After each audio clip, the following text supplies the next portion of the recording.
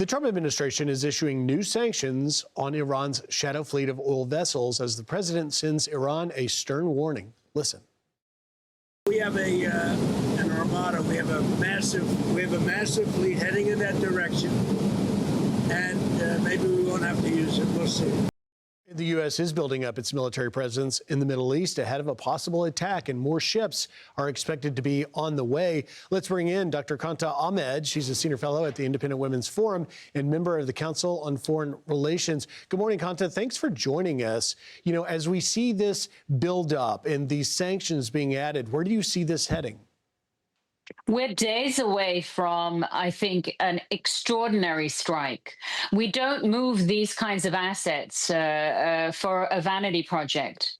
We have now 2 nuclear-grade Nimitz-class carriers, one in the Gulf of Oman, one heading across the Atlantic, probably heading for the Mediterranean and the Suez. We also have tremendous presence in the region, as you know, and the Iranian regime is going to be struck. I think there are many targets that we could go after, but most likely the United States will target the repressive Iranian Revolutionary Guard Corps that is responsible for murdering tens of thousands of people, even now, wounding, some say 330,000 people, removing their eyes, horrendous brutality. And this is going to be, they're going to have an answer for that imminently.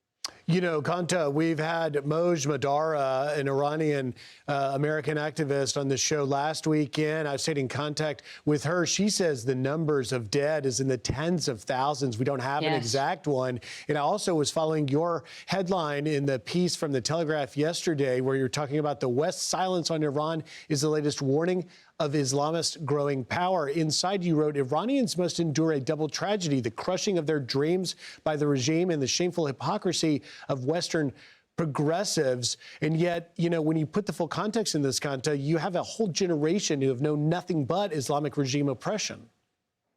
Exactly, exactly. I was a small child in Iran right before the revolution. And so to see that this has continued almost 50 years is unacceptable. In this day and age, when we're so connected, there's a huge communications blackout on Iran precisely to prevent people from knowing what's going on. And our youth here also does not understand. This is a noble, civilized, ancient people. They have so much to contribute to the world, and their time for lifting their regime has come. They are doing that themselves, but the United States is going to assist by eliminating their repressive security and brutal besiege thugs and others. And I think also from the position of the carriers, we're going for economic warfare as well. We're going to be targeting Iran's capability of exporting oil. I think there's going to be many developments very soon. And you know, Qanta, I want to pivot a little bit to this. This administration is really taking the gloves to ISIS, which is a growing presence, as we are now seeing. The U.S., though, says that they will no longer rely on Kurdish-led forces in the fight against ISIS, urging the Syrian government to take over the country's fight against the Islamic terrorist state. You know, what do you make of that?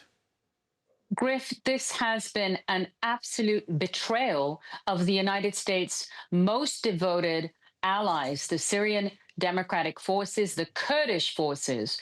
They gave 11,000 lives in the fight against ISIS so that Europe and the United States was not besieged by ISIS. And we've abandoned them.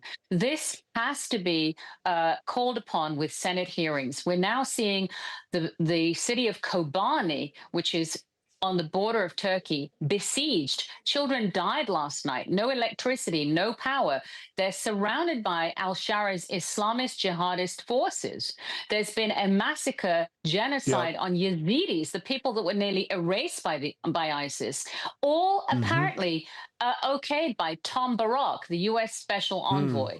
We need to listen to Senator Lindsey Graham. There needs to be Senate hearings on this. The United States must immediately impose a no-fly zone over northeast Syria, home to Christians, Yazidis, Kurds, and we cannot abandon these allies and allow Turkey to have its whim at eradicating these minorities. This is a disgrace. And those Kurdish fighters are fierce. I watched them in 2016 taking on ISIS in Mosul. Qanta Ahmed, great insight as always. Thank you for joining us. Pleasure, Greg. All right. I'm Steve Doocy. I'm Brian Kilmeade. And I'm Ainsley Earhart. And click here to subscribe to the Fox News YouTube page to catch our hottest interviews and most compelling analysis.